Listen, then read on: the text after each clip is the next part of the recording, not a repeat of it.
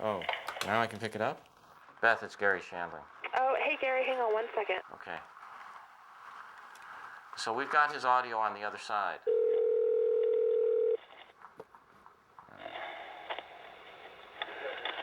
Hello? Hello, John, it's Garry. Hi, Garry. How are you? John, first of all, as I've said before when I called you last month to ask you to do this, it's very giving of you to do this. And Very giving. Then we can make jokes about how low tech it is and the fact that I can't see you. And I just made a joke into this camera on this side in which Yes. I said, I don't even have a satellite feed with you because I've had enough relationships over a satellite feed. Yes. The satellite feed is too impersonal. This is much better. I've done all these kind of just conversations in person, and This is much better. it keeps a certain distance between us that I wish I didn't have, to be honest. It's neither one of us will get a cold. This is really the way to go. Well, I don't know. I may get something from my phone. I don't know who used it before. You know, as I'm exploring the decisions I made, and you know, it seems to me that a big part of what this DVD has been is, Right. he hosted the Tonight Show and then chose to do a show about a host. You made a certain decision that wasn't a broad commercial choice, but I haven't read any interviews where people have talked to you about it. But I'm Right. talking to you as someone who had similar choices and Right. wonders about them, and you clearly made a right one. And why don't you?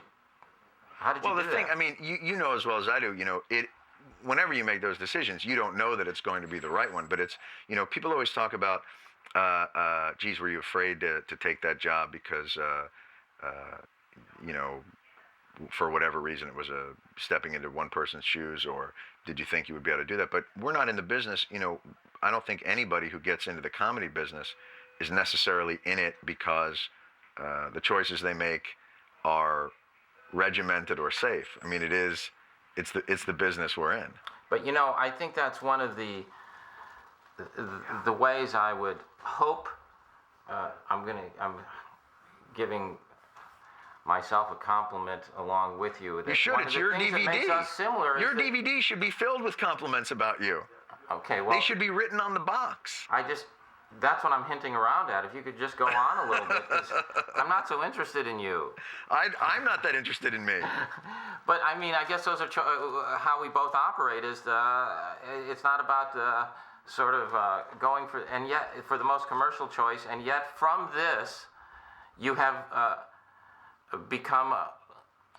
One of the things I'll make the compliment. One of the things I learned from doing the Larry Sanders Show is to focus on, you know, your internal barometer of what is good, and not to make the choices that necessarily might even seem like the popular choice or the thing, but to try and stay within the construct that you've set up story-wise. Like there was a story discipline there that Right.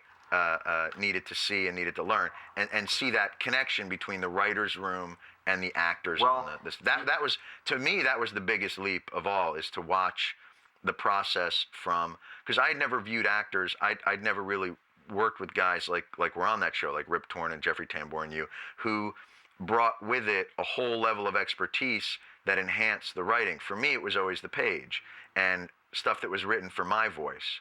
So to learn how to write in other voices and to watch how they could take that stuff and make it flower, you know, that I thought was fascinating. I just wish I could see you. Are you wearing pants? Are you wearing? I'm wearing mostly pants. I'd say culottes. What do you think of something that comes up to just below the knee? I'd say it's more of a capri. It comes up to just below the knee, or it right. comes down? And it tapers. I won't say that it doesn't wait, are you taper. starting at your waist and going down, or starting from the floor going up? I was actually from the floor going up. You know what? I just realized you're right. Those are knee socks. Yeah, that's and you're that's wearing not socks. and that's not helping at all. Could we talk about for a minute about Larry a Sanders. couple episodes? Yes, we can. And I haven't gone into this. I mean, I rarely do it, but I mean, you're in so many of that last season that you're really a very good man. Let me just say you're this. A very I'm good in man. so many in that last season that I actually got Writers Guild health insurance that year. That's how many episodes I was. Nobody knows how much you actually wrote. I counted on you. I feel like I still owe you something somewhere, and I feel that I feel a little guilty about are- something. Let me say this. you owe me nothing. It was an amazing experience. I learned an incredible amount about a much more complicated process than I'd ever been involved in before. I knew it was a very difficult year for you, and I felt badly about that, but that was something that I was absolutely thrilled to have done, and Little like a Vietnam experience. in some respects, having nothing to do with, but, you know, I was traveling out to LA. You know, I've never lived in LA. Oh, that's right. I'd forgotten And so I was that. traveling 2 weeks out there, 2 You know weeks what? home. I had forgotten that till now. Yeah, and staying in a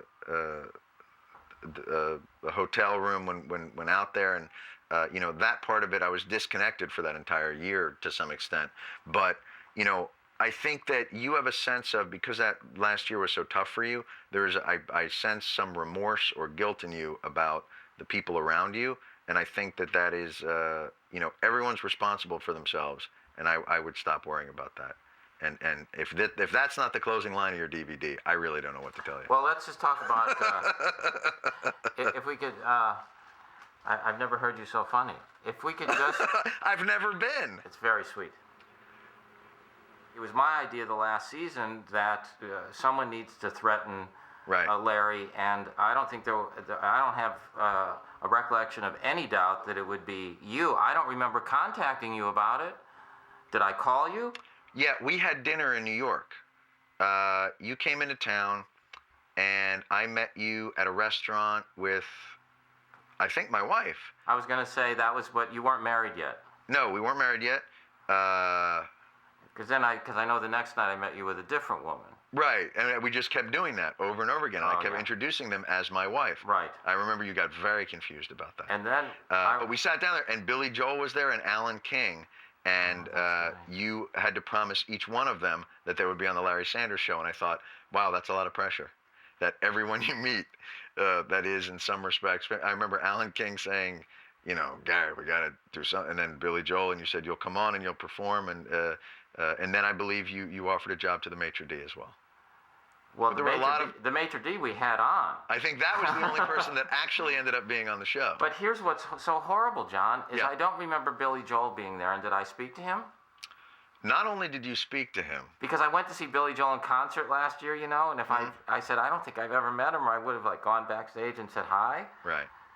But go ahead, not only did I speak to him, but you're going to say I fed him with fork. I fed him, didn't I? What you did is you cut up his veal piccata because you were concerned. Although with his history of instances, I'm not so sure that he would remember either. But the main thing is we sat and we talked a little bit about it. And you know who else was there? Sarah Silverman, I think, was there. I remember that. That's right. And we talked a little bit about it.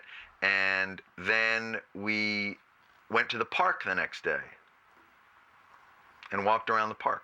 Tell me more. As the crisp, cool air hit our faces, what kind of I cologne believe was my that? hand touched yours. I remember and then we that. shared a lime Ricky. And what do you remember? Was I wearing cologne? Was I wearing that? It wasn't so much cologne. It was a musky smell.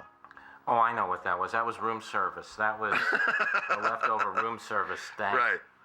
That's right. There was something along the lines of there. But we walked around because I think I was doing. It was beautiful out, and so walking around, then we walked down, and so you had errands to run, and I was privileged enough to accompany you on sock running errands. I think you were buying socks. Oh boy! And yet you say I owe you no apologies. You owe me no apologies. Did you learn anything about sock buying? I did indeed. What do you think I should do next? I would say 2 words. Because you've got good I would say this. objective. I think lighten up. Yeah. It's not a project. It's I think I would say shut it down. Thank you. Thank you very much. It's great to talk to you. Congratulations on your life. Okay, and yours as well. Congratulations on that. Great. Thank Bye. you. Take care.